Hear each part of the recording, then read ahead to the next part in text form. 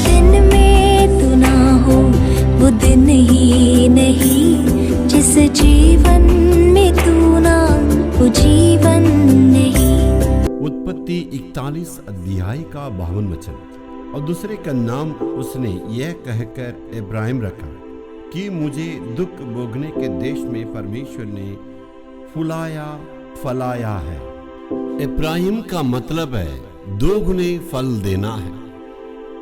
यूसुफ ने अपने दिल की गहराई से और बहुत ही महसूस करके इसका नाम कर रखा, जिस देश में मैंने दुख भोगा उस देश में परमेश्वर ने मुझे फुलाया फलाया है।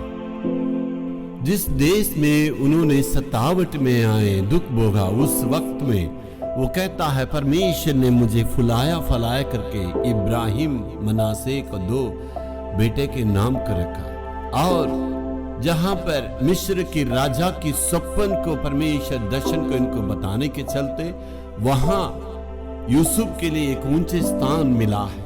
वो कहता है परमेश्वर ने मुझे इस दुख को बोलने के लिए इस प्रकार मुझे फुलाया फलाया करके उस मनासे को रखा है, इब्राहिम को नाम कर रखा है। यदि आप भलाई को प्राप्त करना चाहते हैं, जो कुछ परमेश्वर आपका जीवन में कार्य किया है उसको सोच समझ के धन्यवाद देना। जो कार्य नहीं हुआ है उसको समझ के कुड़कुड़ाना नहीं है, उसके लिए सोचना नहीं है। जो कुछ आपने प्रभु से भलाई प्राप्त की उसके लिए प्रभु का धन्यवाद देना है।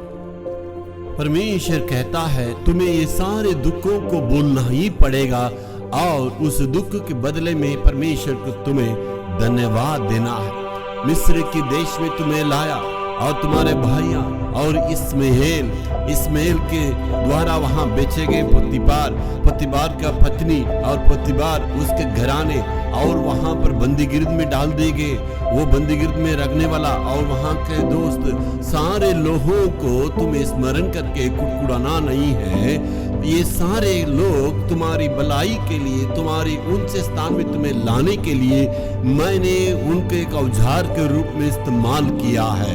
इसलिए जो कुछ तुम्हारे जीवन में हुआ है ये सारी बातों को सोच समझ के परमेश्वर को दिल की गहराई से तुम्हें धन्यवाद देना होगा। आपका जीवन में भी शायद आपने सोचा है ये मेरे जीवन में इतना दुख क्यों हुआ है, ये व्यक्ति मेरे जीवन में क्यों आया है, ये हालात ऐसे क्यों हुआ है, मेरे खिलाफ सारे बातें हो रही है, मेरे पक्ष में कुछ नहीं है, मेरे साथ में कोई नहीं दे रहे, मेरे विरोध में सब कुछ है। ये बातें आपके लिए ऐसे नहीं हो रही है। परमेश्वर ने ये सारी बातों को आपके जीवन में तय किया है, इसलिए अनुमति दिया है। ये सारे दुखों को, ये सारी परेशानियों को, ये सब परमेश्वर की ओर आगे बढ़ने की सीढ़ी है। इसलिए जो कुछ प्रभु अनुमति दी है उसके लिए प्रभु को आप धन्यवाद देना है। Hallelujah hallelujah.